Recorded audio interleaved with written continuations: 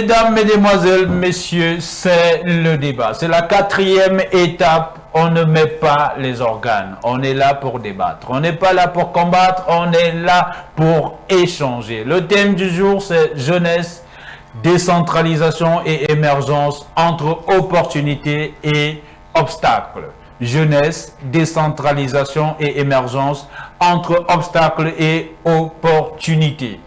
Mesdames, Mesdemoiselles, Messieurs, vous avez donc été informés du thème, vous avez été édifiés par notre premier intervenant en l'entame de cette émission. Quelle idée avez-vous de la notion de décentralisation et quel est le lien que vous faites avec la notion d'émergence, sachant déjà à la base que vous êtes jeune? Qu'est-ce qui relie la jeunesse, la décentralisation et l'émergence? Je commence par vous, honorable Inoussa Cynthia. Merci déjà, Monsieur François, pour la question. C'est important que nous soyons réunis aujourd'hui pour débattre autour de ce thème-là. Jeunesse, décentralisation et émergence entre obstacles et opportunités. Alors, déjà, il faut commencer par une définition des concepts pour mieux appréhender le sujet, le thème qui nous est donné aujourd'hui. Alors, lorsqu'on parle de décentralisation, on parle d'un processus de transfert des compétences, des pouvoirs centraux vers les collectivités territoriales décentralisées. Et au Cameroun, la décentralisation est un concept assez complexe qui a une histoire et un état des lieux. Ça veut dire que à partir, l'histoire commence avant l'indépendance. Il y a l'histoire avant l'indépendance et il y a celle après l'indépendance. Parce que la décentralisation au Cameroun a commencé avec la colonisation du Cameroun. On a eu la colonisation britannique et la colonisation française. Sous la colonisation britannique, on a eu ce qu'on appelait l'administration indirecte. Et sous la colonisation française, on a eu ce qu'on appelle l'administration directe. Là, c'est le début de la décentralisation au Cameroun. Et après les indépendances, on a vu comment se sont formées au Cameroun des communes de plein exercice, des communes de moyen exercice qui ont, n'est-ce pas, fait l'histoire de la décentralisation au Cameroun. Et aujourd'hui, on constate que la décentralisation est un processus qui est encore en train de se mettre en place et qui a encore besoin de suivi, de moyens nécessaires pour exister. Alors, lorsqu'on parle de jeunesse aussi dans le processus de décentralisation, là, c'est aussi complexe parce qu'on constate au Cameroun que les jeunes sont encore en train de s'approprier la notion de décentralisation et donc ils n'ont pas encore saisi véritablement les opportunités, les ouvertures de ce processus-là au Cameroun. Lorsqu'on parle de l'émergence et la décentralisation, là aussi, ce sont deux concepts qui se rapprochent parce que l'émergence au Cameroun est fixée en 2035 et nous sommes en 2021. Ça veut dire que d'ici quelques années, à partir de la décentralisation, on doit déjà pouvoir on doit déjà pouvoir voir l'émergence du Cameroun. Et la décentralisation est une opportunité pour l'émergence et une opportunité pour les jeunes. Parce que sans la jeunesse, on ne pourra pas atteindre l'émergence. Et la décentralisation est un moyen donc pour atteindre l'émergence du Cameroun par la jeunesse camerounaise. Et aussi, on pourra dire que la décentralisation au Cameroun, c'est, comme le dit les Nations Unies, ça fait partie, ça entre dans la promotion de la démocratie et de la bonne gouvernance. Parce que pour qu'un pays promeut vraiment la bonne gouvernance et la démocratie, il faudrait passer par la décentralisation. Parce que la décentralisation promeut déjà une forme de bonne gouvernance. Pour mieux gérer un pays, il ne faudrait pas que le pouvoir soit centralisé, mais qu'il soit décentralisé afin que les citoyens puissent mieux se prévaloir de ces pouvoirs-là et pouvoir s'exprimer de la meilleure des façons. S'exprimer de la meilleure des façons, c'est ce que permet la décentralisation aux populations. C'est comme cela que Honorable Inoussa Cynthia a compris la thématique d'aujourd'hui. Est-ce qu'il en est de même pour vous, Honorable Brenda Fosso? Quel est pour vous le lien que vous établissez entre la notion de décentralisation, de jeunesse et d'émergence? Comment est-ce que vous rapprochez les trois? Comment est-ce que vous comprenez les trois? Merci, Monsieur Vissé, pour la parole donnée une fois de plus.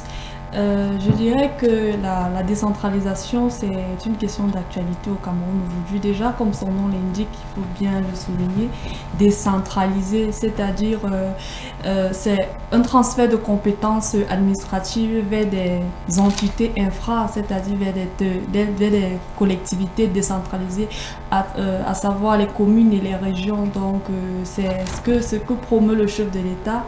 Et voilà.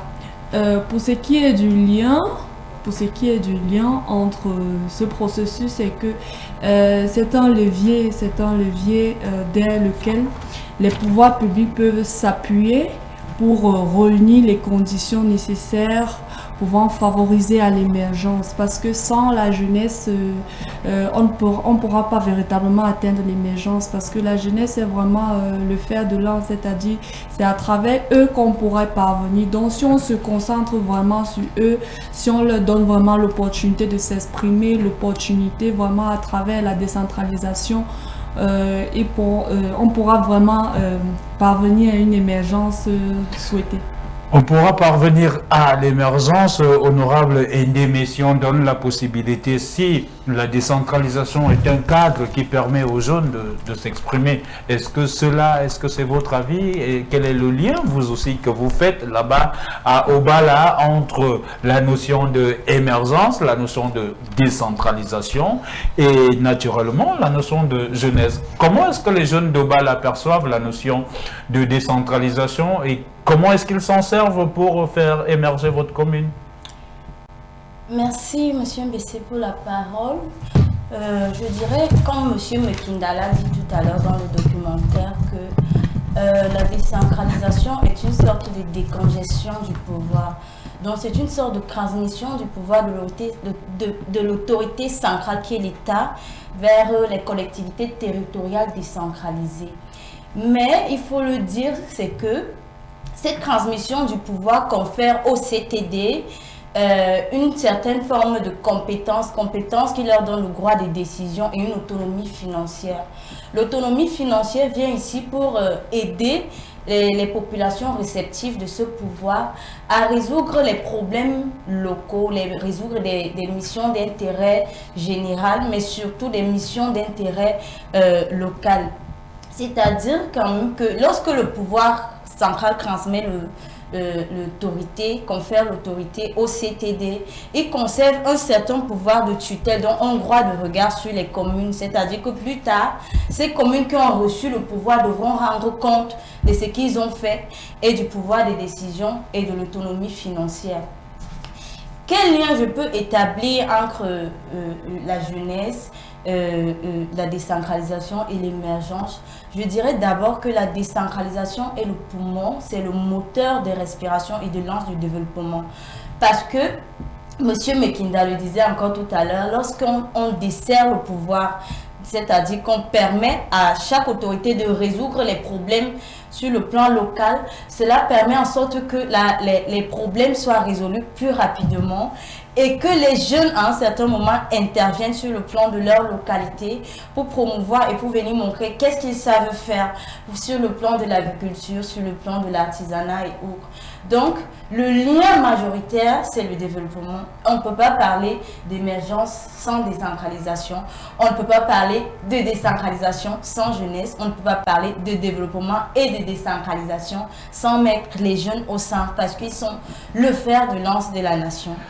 Encore les jeunes, le fer de lance de la nation. On ne peut pas parler d'émergence sans décentralisation. On ne peut pas parler de décentralisation sans que les jeunes soient au cœur de l'action. Vous, à Santa, vous, là-bas, dans cette belle commune de Santa, comment est-ce que vous concevez, comment est-ce que vous percevez la notion de décentralisation, la notion d'émergence et la notion de jeunesse?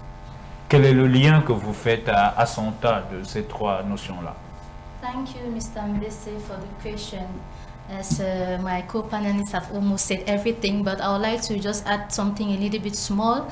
Actually, when we talk about decentralization, as they said, is the splitting down of authority and responsibilities back to the local government.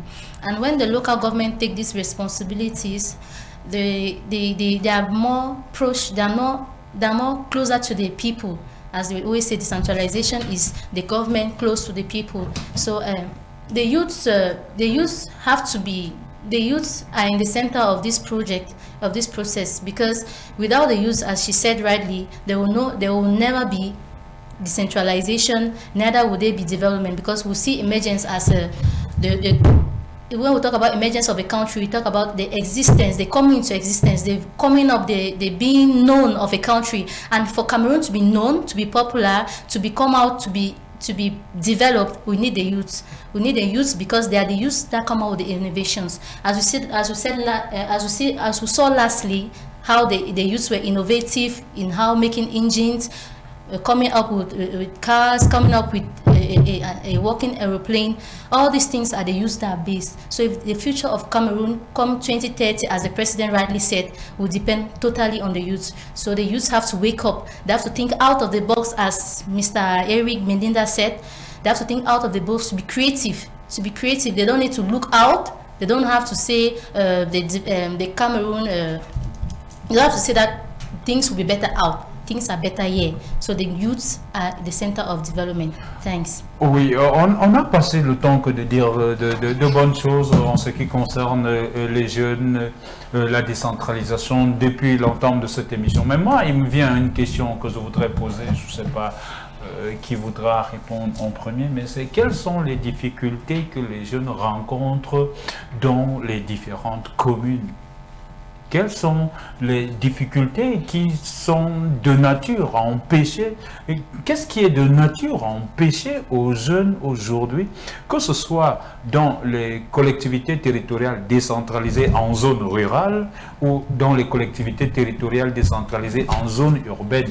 Qu'est-ce qui bloque? On sait quand même au Cameroun aujourd'hui que les gens ont un problème à aller en retraite, ça c'est pas un secret de polichinelle.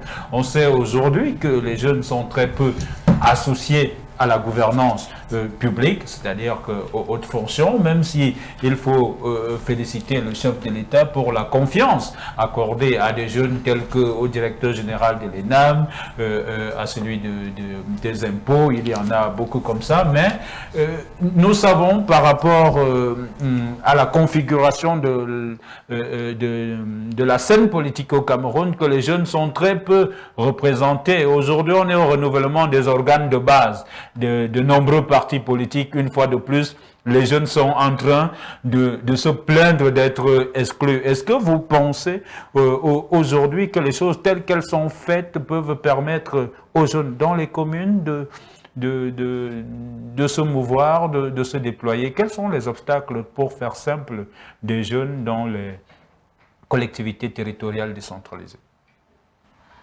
Voilà, lorsqu'on parle de décentralisation, de collectivités territoriales décentralisées, c'est vrai qu'il faudrait également évoquer les obstacles que les jeunes rencontrent au niveau de ces communes-là.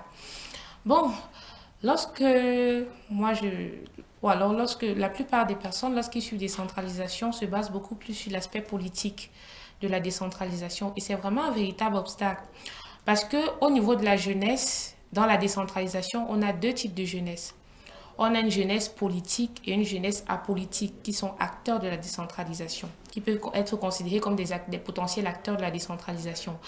Maintenant, la jeunesse politique qui œuvre dans la décentralisation est un peu discréditée au Cameroun. Parce que pour être maire ou alors président des régions au Cameroun, il faudrait naturellement appartenir à un parti politique. Et au niveau de ces partis politiques-là, on se rend compte que les jeunes ne sont pas vraiment représentés ou alors ne sont pas tellement encouragés à se présenter à des postes électifs au sein de ces partis politiques-là, au sein des communes également. Et bien même quand ces jeunes-là réussissent à être inscrits dans des listes électorales, et à exercer, n'est-ce pas, les compétences communales ou alors régionales, ils sont influencés par les idéaux des partis politiques. Ça veut dire qu'ils n'ont pas vraiment la compétence ou alors la possibilité d'agir au nom des jeunes, en faveur des jeunes, mais plutôt sont contraints à respecter les idéaux des partis politiques. Là, c'est un obstacle qu'il faut vraiment observer de près. Parce que on se dit que la jeunesse doit participer au processus décisionnel, Mais lorsqu'on va sur le terrain, on se rend compte que au niveau des partis politiques, au niveau des communes, la jeunesse a un frein.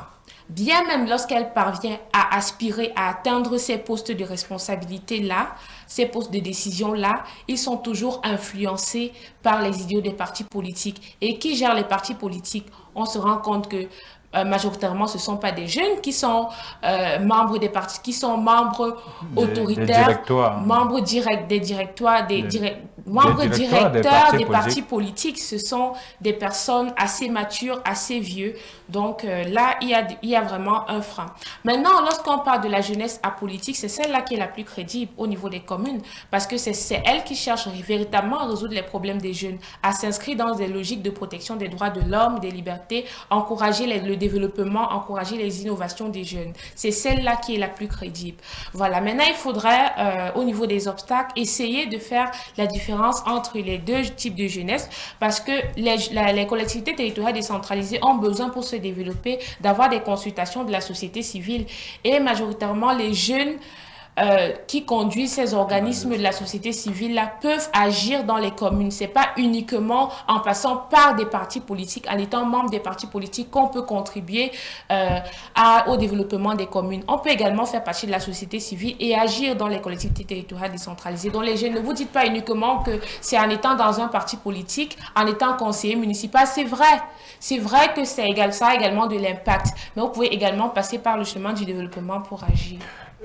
Pour l'honorable Inoussa, honorable Brenda, elle met en relief les questions de parrainage. C'est-à-dire que déjà en politique, si vous n'êtes pas parrainé, vous ne pouvez pas accéder à un poste de responsabilité. Et le parrainage est offert par les aînés. De deux, elle fait référence au fait que quand bien même vous êtes parrainé par ces aînés au sein d'un parti politique, vous n'avez pas la liberté, vous n'avez pas les mains libres pour être en capacité d'impulser des dynamiques nouvelles, parce que vous devez respecter la philosophie, l'idéologie du parti. Et on a bien constaté que dans le Ndé, où vous êtes originaire, que l'élection du maire 3.0 que vous avez évoqué tout à l'heure a été un véritable parcours de combattant jusqu'à ce que sa jeunesse prime, ou alors que sa jeunesse devienne effectivement un atout. Est-ce qu'il y a quelque chose que honorable Inoussa a manqué, que vous pourriez mettre vous aussi en relief en vous inspirant des réalités de chez vous? Bien sûr, monsieur BC. Donc, je vais d'abord commencer par saluer les populations de ma localité, Mecharde. Donc, qu'est-ce que ça veut dire? Je vous salue. Ah, d'accord. Donc, je salue le Ndé et voilà. Comme ma copalénéiste, l'honorable Inoussa a pratiquement tout dit, mais je vais toujours ajouter quelque chose parce que c'est toujours nécessaire. Donc, ce que je vais dire, c'est que pour ce qui est des obstacles, il est important de rappeler que les jeunes ne sont pas toujours les décideurs. Les décideurs ne prêtent pas toujours attention au projet des jeunes, bien qu'innovants et pertinents. Pour eux, c'est pas toujours ça. Et ils voient des adversaires. Pardon? Est-ce qu'ils voient des adversaires dans les innovations de jeunes? Peut-être, parce que on n'arrive pas à comprendre pourquoi est-ce que, si on parle du fait qu'on veut bien que la jeunesse soit le fer de lance de la nation, on devrait bien prendre en considération leurs idées, leurs projets, les accompagner, mais c'est pas ce qu'on retrouve dans nos collectivités malheureusement. Donc, ce que je dirais, c'est un peu les obstacles que les jeunes retrouvent. D'accord, les jeunes qui ne sont pas écoutés, même quand ils mettent en relief des idées pertinentes, ils sont quelque peu bloqués parce que les personnalités politiques voient en eux potentiellement des gens qui pourraient leur ravir la vedette. Honorable Inoussa aussi a fait référence à cette jeunesse apolitique et on remarque quand même qu'au Cameroun, pour être président d'une association qui fonctionne, d'une association qui réalise des actions, il faut être parrainé. Si vous n'avez pas de parrain, vous n'avez pas de ressources, vous n'avez pas de possibilité d'agir. vous là-bas à Obala, qui est un très grand vivier électoral du Rassemblement démocratique du peuple camerounais, un très grand vivier aussi de jeunes très bagarreux, très actifs sur les questions d'agriculture, parce qu'il faut quand même rappeler que c'est Obala qui nourrit Yaoundé. Quelles sont les difficultés? Comment est-ce qu'avec tout ce potentiel-là, les choses n'arrivent pas à décoller pour les jeunes de votre commune? Je vous remercie d'ores et déjà d'avoir parlé d'agriculture. Plus haut, nous disions que, nous l'avons tous dit, que les CTD ont été institués pour résoudre un certain nombre de problèmes locaux et pour promouvoir l'artisanat et l'agriculture. Sauf qu'actuellement, nous vivons un problème sur les marchés, celui de l'inflation des prix. Et il y a inflation des prix aujourd'hui et le gouvernement dit le maîtriser. Comment est-ce que ça se passe? Lorsque vous allez dans un marché, vous voyez des pancartes. Par exemple, si vous voulez acheter du riz, vous verrez devant une boutique 450 francs le kilo de riz. Mais lorsque vous donnez 1000 francs et que vous demandez 2 kilos de riz, on ne vous rembourse pas 100 francs. Et si vous voulez revendiquer, le marchand vous dit que j'ai mis cette pancarte pour le gouvernement, pour les contrôleurs des prix, pour que je n'ai pas de problème. Maintenant, si nous allons, je prendrai plusieurs exemples avant de revenir. Lorsque nous allons dans les tourneaux d'eau et que nous voulons commander un plat africain, genre peut-être du héros, des pommes de terre, quelque chose comme ça, vous verrez que le prix des pommes de terre est plus élevé que le prix du riz. Le riz qui est importé, qui vient peut-être du Vietnam, de la Tunisie et je dis du n'importe quoi. Mais les aliments, les produits locaux sont chers. Les produits locaux sont chers, pourquoi? Parce que à la base, les producteurs souffrent. Je ne dirais pas que les CTD ne jouent pas leur rôle, mais je dirais que les producteurs ont une grosse charge. C'est l'agriculteur qui doit produire. C'est l'agriculteur qui doit acheminer les marchandises des villages vers les villes. C'est l'agriculteur qui doit arriver au marché et payer les droits de commune. C'est l'agriculteur encore qui doit conserver les marchandises. Ce qui fait en sorte que les prix deviennent de plus en plus élevés. Et lorsque tu vas au marché, tu cries contre l'agriculteur. Tu cries contre le producteur ou le vendeur, mais tu ne sais pas quelles sont les charges qu'il supporte. Donc, il y a tellement ces problèmes, ces obstacles que les jeunes rencontrent et qui ne sont pas décriés. Aujourd'hui, nous vivons l'inflation, mais c'est parce qu'à la base, les problèmes ne sont pas résolus.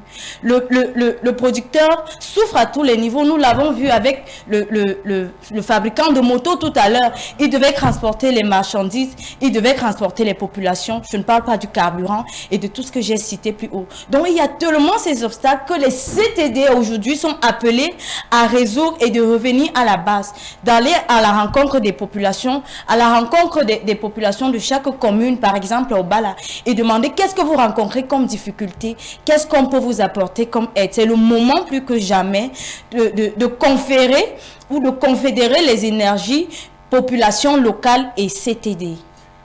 C'est le moment plus que jamais d'aller à la base pour s'enquérir des difficultés que rencontrent les jeunes afin que, en venant à leur secours, les conditions de vie puissent être meilleures, leurs difficultés puissent être aménagées si on veut. J'imagine déjà, en situation ordinaire, les choses sont difficiles pour tous les Camerounais, mais quelle peut être la situation des jeunes à Santa quand on sait aujourd'hui toutes les questions de sécurité, les questions de paix, les questions de désordre qu'il y a là-bas? Comment est-ce que les jeunes, qu'est-ce qui est fait pour pouvoir améliorer au quotidien la participation des jeunes de façon générale, mais aussi en particulier les jeunes filles? There's one point that I would like to highlight is that there's a mismatch between what the government wants and what the youth wants. The government has to know that the time where they had to decide on everything has passed. As we always used to say, we are in an Android community now, in an Android system now. The youths have to speak out. As for example, back in Santa, there are many things that the youth face. There are a lot of things that the youth face. Now there's no light, there are no roads. The roads are bad because of the crisis that they are facing there. So now I would like to say that the government has to give way for the youth to take control. The mayors are still the old people that have gone on retirement. They're still coming back to take control, to govern. And whereas the things don't have to be like that. if people send their children to school, it's for them to go and get a lot knowledge. It's for them to go and learn and come back to their various communities to take power and put into practice what they have learned. That's the reason. That's the most reason why they say Anglophones are mostly out of the country, because they are not what they have learned. They are not able to put it into practice here back here in the country. That's why most of the Anglophones, most of the people from the north and the southwest, after studies, they go out to go and work there, to go and give their experiences back to the European countries. So what I would like to say is that let the government leave a bit of power to the youth. Let the youth take place. Let the youth control a bit and put into place their ideas. Now let the old people stand as les conseillers. Let them be as to guide them, that if the youths are not doing it correctly, let them be the ones to say, no, this is what you should do, to be their eyes, because they always say that what your mother, what they can see stand up, you the youths, if you take a ladder, you will not be able to see. So that's what I would like to add to that. Oui, je crois que c'est de la volonté de faire en sorte que les populations puissent être maîtresses de leur destin qu'on a abouti à la décentralisation. Alors, je pose comme ça une question, c'est pour éviter que ce qu'on reproche au pouvoir central soit aussi reproché aux collectivités territoriales décentralisées, qu'est-ce qu'il faut faire? Je reprends, c'est-à-dire que c'est parce qu'on a pensé que le pouvoir central concentre toutes les opportunités que les populations sont montées à la charge et ont revendiqué la décentralisation. Maintenant que le pouvoir se trouve entre les mains des maires, qu'est-ce que les maires devraient faire pour les jeunes afin que ceux-ci n'aient pas à rentrer en conflit avec l'autorité, n'aient pas à rentrer en conflit avec, une fois de plus, avec les collectivités territoriales décentralisées? Qu'est-ce que vous pensez que les maires doivent faire pour que les jeunes puissent avoir la possibilité de participer à l'émergence du Cameroun? Honorable Brenda. Ok, merci Monsieur François une fois de plus. Je dirais que d'abord, je vais prendre le cas de ma commune. En ce qui concerne le nouveau maire Erignat, le maire 3.0, qui je salue d'ailleurs avec beaucoup de respect, j'aimerais relever le fait que pour pallier un peu à ce genre de situation, le maire doit être davantage proche de la population, proche des jeunes, parce que s'il n'est pas proche de la population, il ne pourra pas vraiment comprendre le problème du bas peuple. Donc ça, c'est cette proximité-là qui fera en sorte que les problèmes puissent parvenir au top niveau. Donc je pense que les maires doivent être plus proches que jamais des populations. Ils doivent être plus proches que jamais, n'est-ce pas, des problèmes dès la base pour parvenir, n'est-ce pas, à une résolution des problèmes.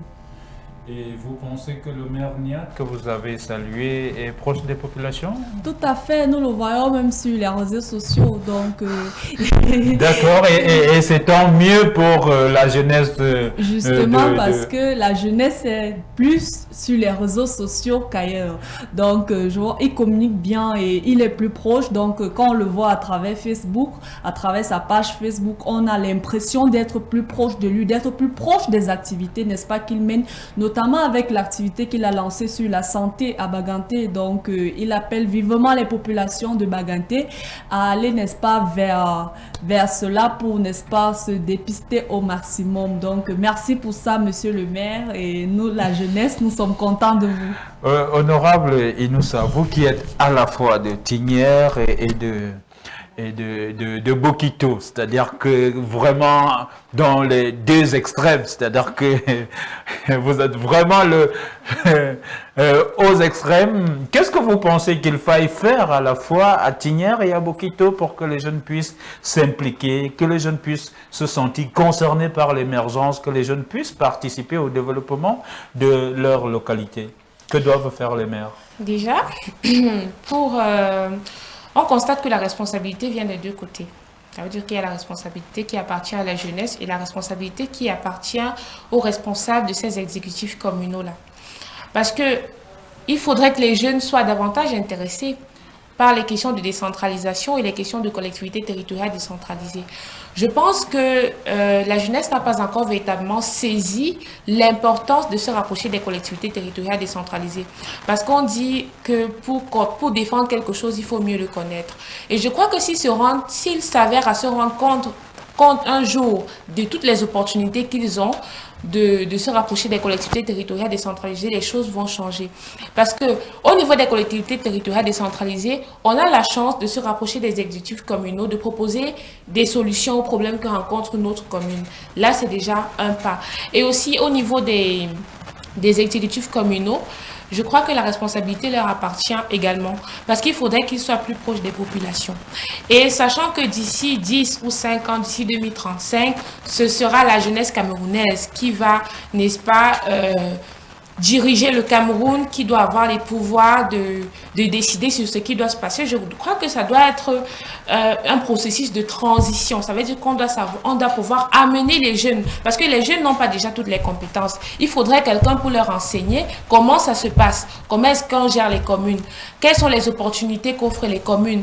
Et en plus, il y a beaucoup de partenariats que les communes peuvent tisser avec, que ce soit des organisations internationales, que ce soit les autres communes qui peuvent bénéficier à la jeunesse. Donc, il faut savoir inclure les jeunes dans tout ce que nous faisons au niveau des communes. C'est important. Et les jeunes également, informez-vous, rapprochez-vous de vos communes.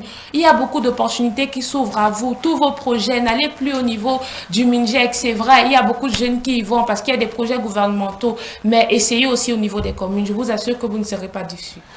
Il faut que les jeunes se rapprochent des communes. Vous parliez tout à l'heure de cette intelligence camerounaise, des régions du nord-ouest et du sud-ouest qui s'expatrient, qui ne reviennent pas. Qu'est-ce que vous pensez aujourd'hui que les maires de ces différentes collectivités territoriales décentralisées devraient faire, non seulement pour attirer les jeunes de cette partie du pays qui se retrouvent à l'étranger, mais aussi pour empêcher ceux qui sont là en ce moment de s'expatrier? Que pensez-vous qu'il soit nécessaire de faire dans ces collectivités-là pour les maires? Once more, thank you, Mr. Mbese, for the question. Now that there's a lot of crisis in the north and the southwest, for a first step, I would like to say that the communities or the mayors to go towards the youths. Firstly, because now most of the youths are running away because of crisis. Most of them are in the farms, homes, because of the various crises. So I would like the mayor to do like a campaign to explain to the youth what decentralization is all about, to tell them that these are the various openings that they have. So that once their studies are finished, let them not be running out. Let them know that there's a project for them that the state or the government has put in place to help them to show out their various projects. As we're first of all seeing what decentralization is all about is the inclusion of the people in the decision making of the country. So let them be aware that their voice counts, that what they say counts for the development of the country. And secondly, let our mayors do like training. Let them train now that the young girls are back in the farms. They are no more going to school. Let them open some kind of training to centers where the young girls can learn either sewing, either hairdressing, so as to keep them occupied.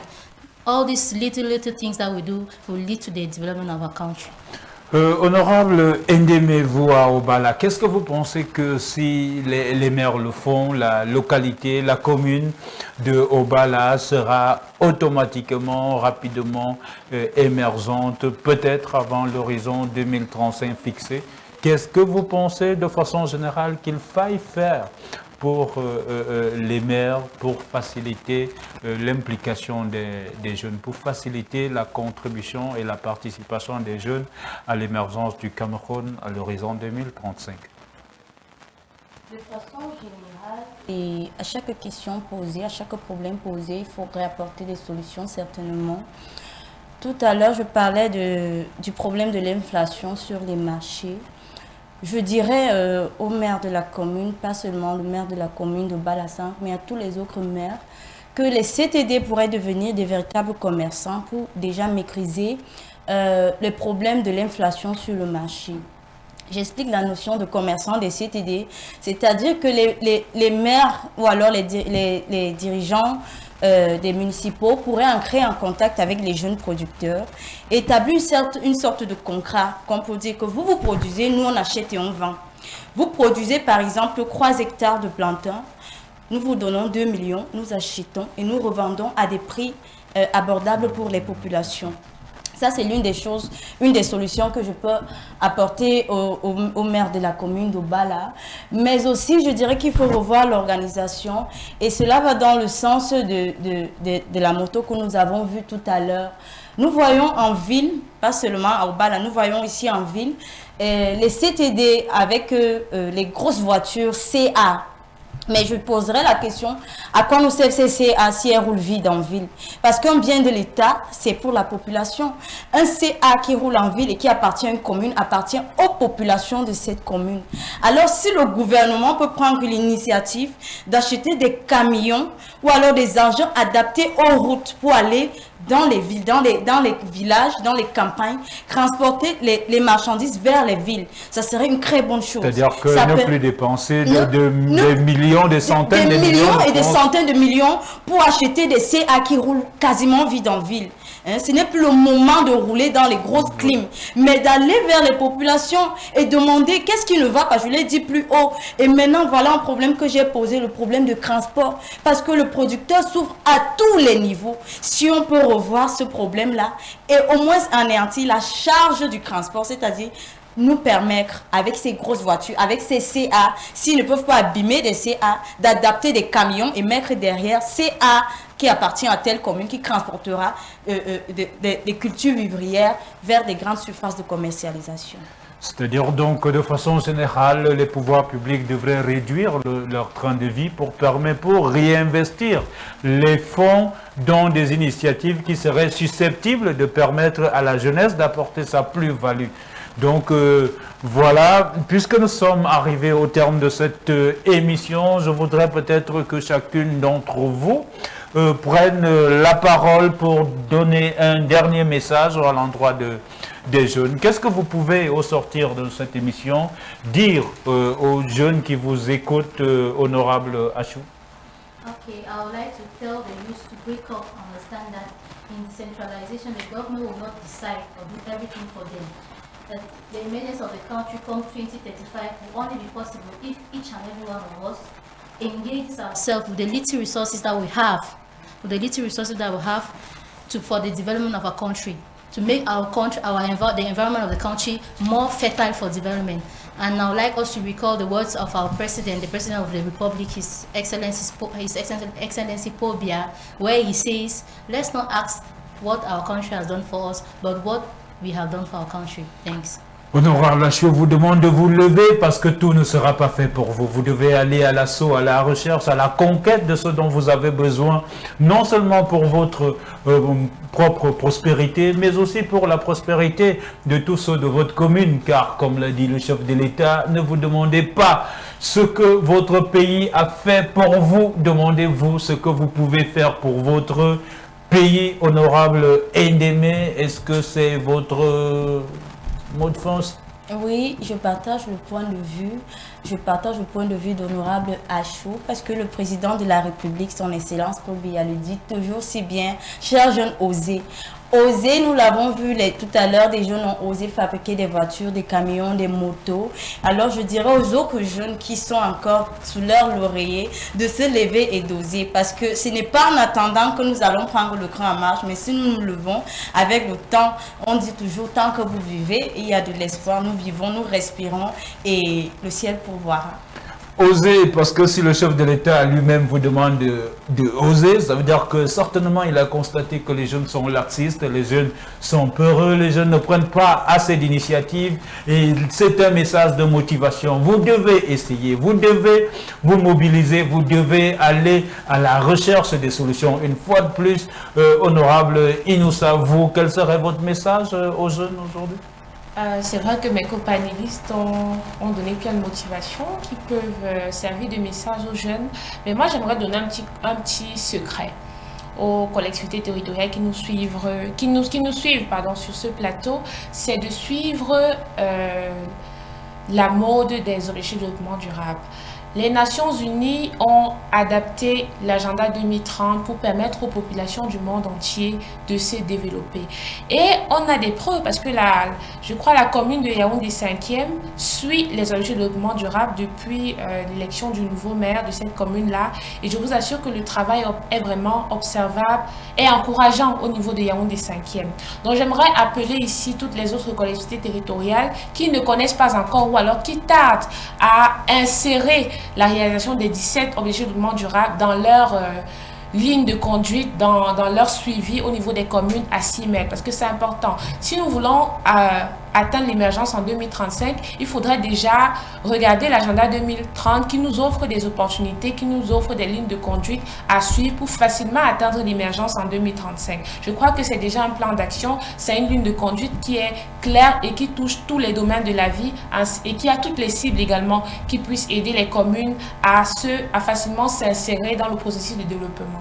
Le secret, donc, c'est de vous concentrer sur l'agenda 2030 de l'Organisation des Nations Unies, comme on le fait à Yaoundé 5, comme on le fait à la mairie de DC, parce que ça aussi, il faut noter que la dernière fois, le maire Martin Dongo Bouné a accueilli les parlementaires juniors du Cameroun pour les Nations Unies dans le cadre de l'objectif de développement durable numéro 8 qui porte sur la croissance et l'emploi décent. Donc, messieurs les maires, le secret, c'est dans l'agenda 2030 de l'Organisation des Nations Unies où un travail fabuleux a déjà été fait, un travail consistant et pertinent a été fait qui pourra vous inspirer pour apporter aux populations les solutions dont elles ont besoin pour vous maintenir toujours au pouvoir de façon démocratique.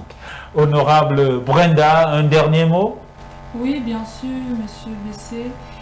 Ce que je voulais dire en guise de conclusion, c'est que le processus de décentralisation est une opportunité pour les jeunes d'apporter leur pierre à l'édification d'une nation.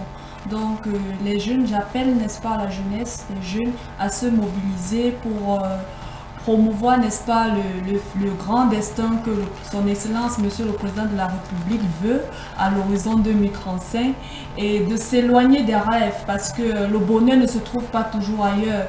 Donc on peut exploiter nos talents, on peut exploiter nos petites idées, on peut innover à notre niveau pour parvenir, n'est-ce pas, au développement du pays. Donc quand je regarde le cas de la dame qui est décédée dans le désert, pour rien comme ça, vraiment, c'est quelque chose de tragique parce qu'elle aurait pu se battre comme elle se battait ici au pays.